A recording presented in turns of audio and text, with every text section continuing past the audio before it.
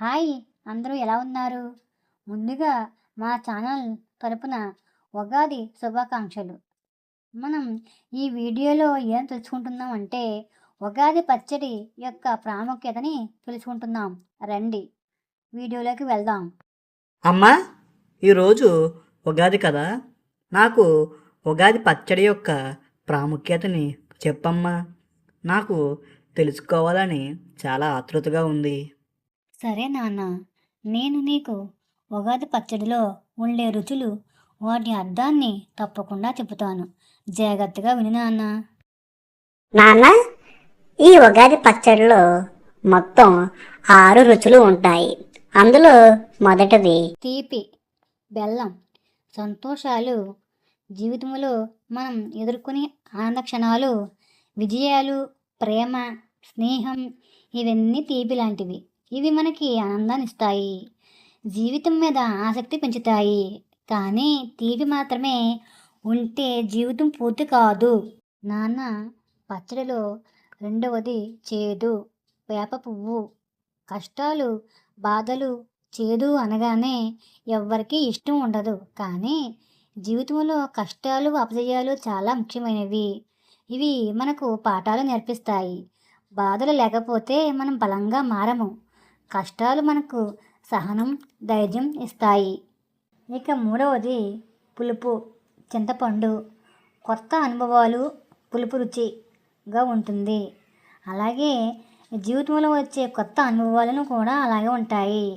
కొన్నిసార్లు ఆశ్చర్యాన్ని కలిగిస్తాయి, మనం ఊహించిన మార్పులకు తీసుకొస్తాయి నాన్న. నాలుగవది కారం, మిరపకాయ. కోపం, ఉత్సాహం. కారం అంటే వేడి, స్పైసీ ఫీలింగ్. ఇది కోపాన్ని సూచిస్తుంది.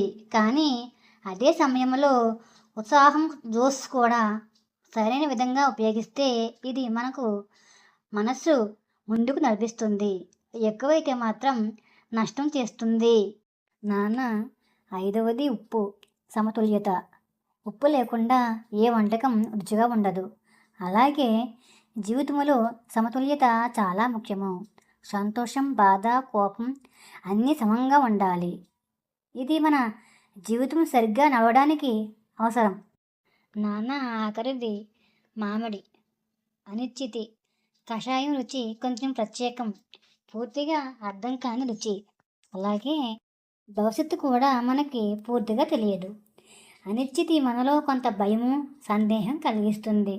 కానీ అదే మనను ఎదగడానికి ప్రేరేపిస్తుంది.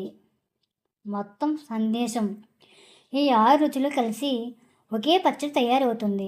అలాగే మన జీవితంలో సంతోషం, బాధ, కోపం, ఆశ్చర్యం, అనిశ్చితి అన్నీ కలిసి జీవితం పూర్తవుతుంది. అబ్బా, చాలా బాగా వివరించావమ్మా. నాకు ఉన్న డౌట్ అంతా క్లియర్ అయిపోయింది.